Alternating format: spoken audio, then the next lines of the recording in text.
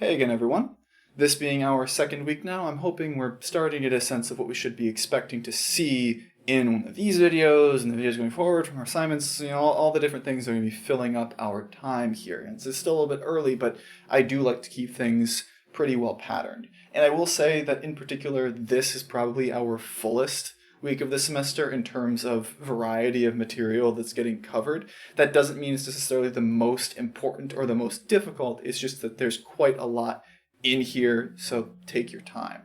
Anyway, here we're going to begin moving into chapter 2, starting with section 2.1, where we're going to look at the construction of a frequency distribution, where a lot of this section is going to be about that construction, and honestly, I'm not that crazy about the way the book presents that approach. It's clearly built with problem sets in mind rather than use cases in mind, so I'm not going to emphasize it too much. We're also going to talk a bit about patterns in here and just some of the general constructions you can have with a basic frequency distribution in terms of things like histograms and special kinds of line graphs here.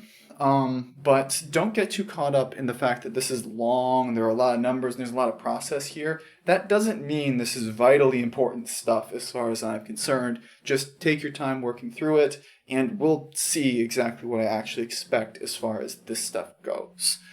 Then we're going to skip section 2.2. That's your first real chance to see what extra credit is meant to look like in this class, where I leave sections like that off that I don't feel are that important for us. If you want to take some time on your own and learn what an ogive is, you can get some points doing that, but it's not something that I feel we absolutely must have as far as this class goes, and we've got enough important material that I'm going to leave that off to you if you want the points, and if you don't, they're not going to hurt you.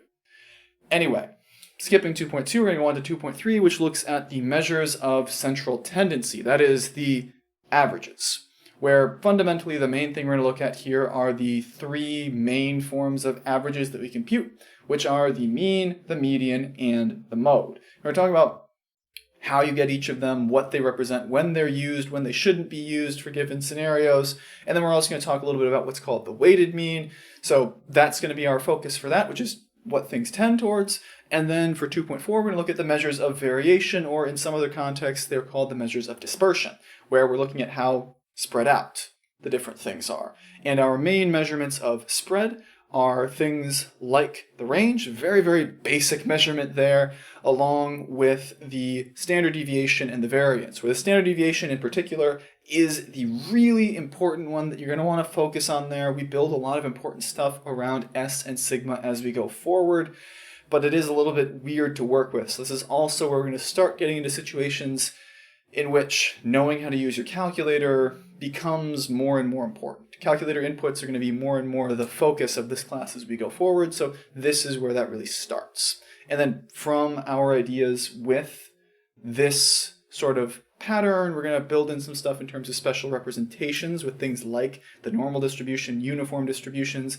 and then some general heuristics we can use in terms of these values with things like the empirical rule and Chebyshev's theorem. So like I said, lots and lots of stuff going in here, but we'll see what's really the most important as we go forward. Anyway, for this week, we have another worksheet just like last week. That's going to be a pretty regular fixture in this class except on exam weeks. And then from there, things are a little bit different with MyLab. Because we have our first exam next week, we are finishing off our first unit with chapters 1 and 2. Like I said, we're moving fast. I'm going to give a little bit more time initially for the deadlines. So we're going to have all of chapters 1 and 2 in MyLab due on Wednesday, where because of the way MyLab works, the easiest thing for me to do is to let that deadline pass so I can put in scores properly. I can set up my deadlines for partial credit and extensions properly. It just helps me a lot more to let that deadline go through before making any sort of adjustments.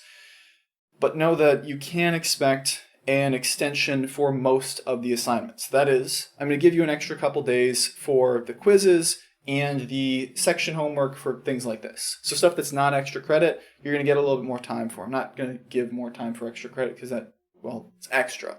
That's too much. But you will get extensions for most of these things. Expect to hear from me about that. Expect to get that on Wednesday night, but I'll save talking about that for later when we're getting closer to that deadline.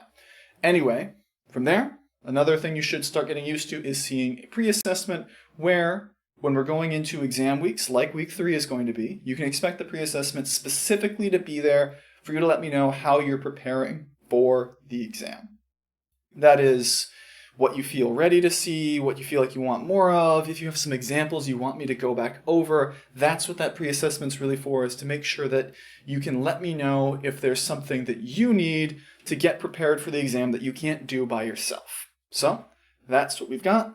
This is what we're looking at. Let's get in there and start working on Chapter 2.